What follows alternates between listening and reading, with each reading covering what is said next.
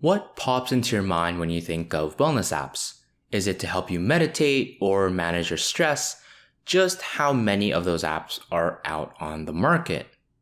With apps being easier to develop, more and more of these quote-unquote wellness apps are being released onto each major mobile OS app stores.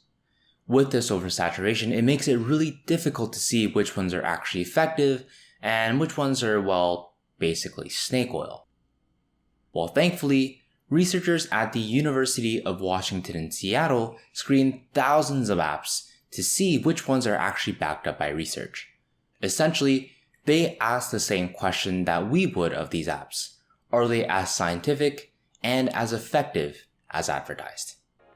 This is not as advertised, and today we're going to talk about what those scientists uncovered and follow that up with how you can make your own review system to try out and integrate apps into your own existing workflow. The world of scientific literature is so hard to access and even understand. There's a lot of technical jargon, and there are paywalls that are rampant everywhere in academia, which makes it very hard to access even for those that are within the field. Well, thankfully, you don't have to read this paper because, I did. And so, even though the paper is open source and open access, let's go through what this paper talked about in much more simpler terms. What they found was that after screening over 3,000 free apps in the wellness and stress management category in both the iOS and Android app stores was staggering. First, let's go over the positives. After filtering out about 2,000 apps that didn't fit into their research category, they were left with 1,009 apps. A lot of these apps had mindfulness meditation, positive psychology, and goal setting as the most common strategies. That's great because these are effective and proven strategies that are practiced by medical professionals as well. But that's kind of where the positives end. Only 29 of them, or 2.1%, actually had original research support. But why is having original research support so important, you might ask?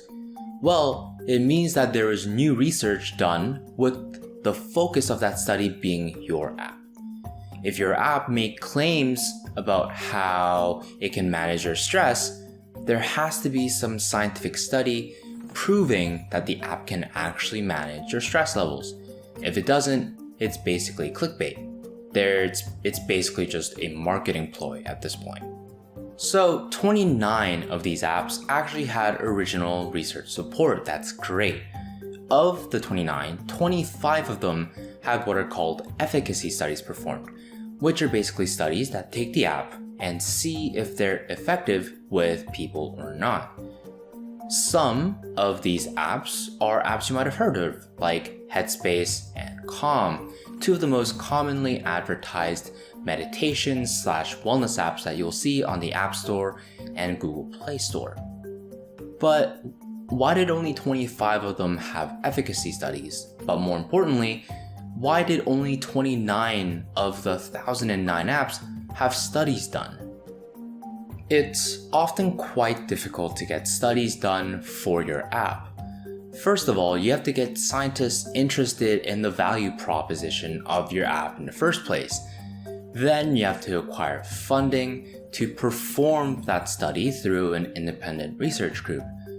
And you can't pay off companies to do research for your app either, as there is an acknowledgement section at the very end of each paper that you have to fill out to make sure that you are being transparent with how you're paying that company or that independent research group to do research for your app.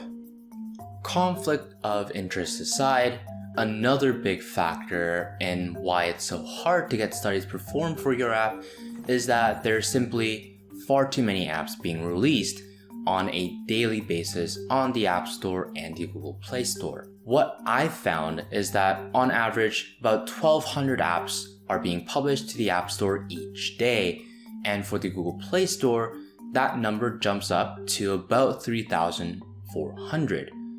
while mindfulness and wellness and stress management apps are not going to be a huge majority of those numbers, there are still bound to be multiples of these apps being uploaded per day, and that makes it hard to control for the quality of these apps.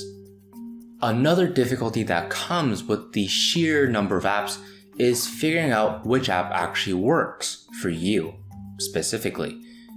It doesn't just have to be about meditation or self-help either. It can be for journaling, it could be a to-do task list manager, it could be for running. There are so many categories out there. So, for those of you that are interested in these self-help or stress management apps, how are you going to figure out which app is the right one for you? There are two approaches that I recommend and I also use when I try to figure out what app works for me. One is researching each app, and the second is the classic trial and error method with a couple of modifications in the middle. So for researching an app, it might seem a little bit daunting and difficult because not everyone has the necessary scientific background knowledge to understand what's going on in the papers that an app might have linked.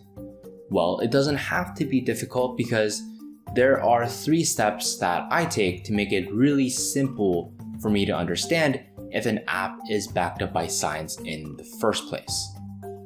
Step 1 is to look on the app's website if there is one. Step 2 is to check if there are any scientific publications linked. Step 3 is to check if those publications are from peer-reviewed scientific journals, not blogs, not thought leadership pieces or LinkedIn blog posts. They have to be from peer-reviewed scientific journals. If there is none, the app is most likely based on best practices and thus hasn't been proven to work directly with people. The classic trial and error method is, well, your classic trial and error method where you try out an app and see if it works. But before I even try out an app, I usually go off with recommendations that are given to me by friends and colleagues because usually they've worked with it, and if they like it, they're more likely to recommend that app to their peers. So, for example, my team at MyTechne, we use Trello for our main project management tool, but the producer, Alex, actually uses Asana for his own sort of task management and projects. So I started trying it out and I really liked it, so that has become my go-to project management tool. Simple recommendations like these from friends and colleagues can actually help you filter out and narrow what product or what app you're looking for and how effective it might be for you as well. If recommendations don't work out from friends and colleagues, I then go through the app stores and look at some of the more highly ranked apps there. Here you can look for the ratings, the number of downloads, and their descriptions. A lot of apps have 4 to 5 star reviews, but you gotta be critical here. Are those ratings inflated? Maybe they offer a freemium feature for giving out 5-star reviews. How many downloads does the app have? Chances are, if there aren't that many, the review may skew towards a specifically higher or specifically lower rating. And finally, the description. Does it offer what you or I specifically need? Does it seem too good to be true? These are some questions that I personally consider before trying an app out. And once you do decide that perhaps this app might work for you, stick with it for at least a week or 2 to fully get the benefits of the app. Finally, consider if that app is actually the right fit for you. If you have to make pretty big changes to your pre-existing system just for that app, you should probably consider the pros and cons. Are the pros given to you by the app worth the cons of changing your pre-existing system? You won't really get to know that unless you try out the app for a good dedicated amount of time. I like to try for at least a week or 2 weeks at minimum to make sure that there are no major changes that I have to make to my own existing workflow apps. If that app isn't really working for you, well, it maybe just isn't the right fit, and you may want to try another app that is similar that doesn't disrupt your workflow as much. So before we finish all the video, let's do some quick takeaways from the paper as well as from the video itself. One is that many mindfulness and stress management apps actually don't have the necessary scientific evidence proving that the app is actually effective or not. Number two is that there are a huge number of apps being published onto the App Store as well as the Google Play Store, and that makes it very difficult to perform quality control for these apps. That is why there may be so many apps that are what are considered snake oil by the researchers at the University of Washington. Number three is if you want to figure out if the app is backed up by science or is just snake oil, you can take a few easy steps to just filter out if the app is actually backed up by effective science or not.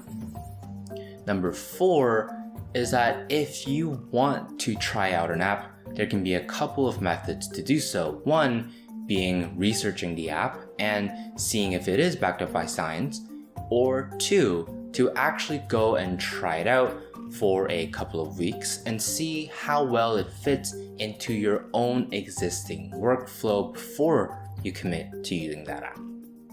Alright, so that's going to be it for this video. If you like this kind of content, make sure to hit that subscribe button down below and follow us on social media on Facebook and Instagram at mytechne.io. We'll also be posting details about a closed beta signup for our upcoming app that you can check out on our social media. So until next time, guys, I hope you stay safe and stay productive and stay curious.